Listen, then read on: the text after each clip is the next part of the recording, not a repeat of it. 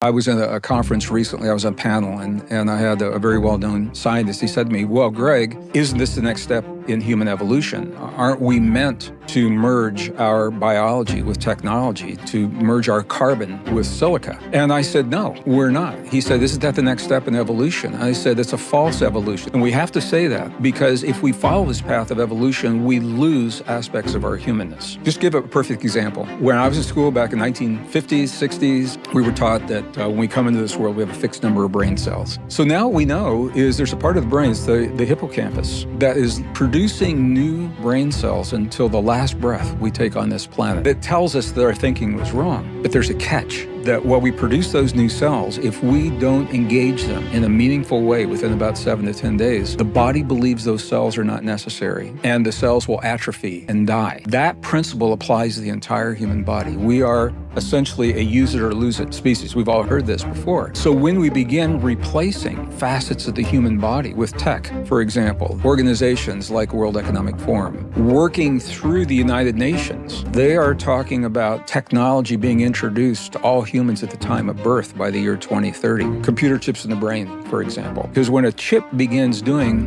what we do naturally, we lose those cognitive abilities. They begin to atrophy and die in one generation. And through epigenetics, the next generation, pretty soon, we are no longer functioning the way we have in the past.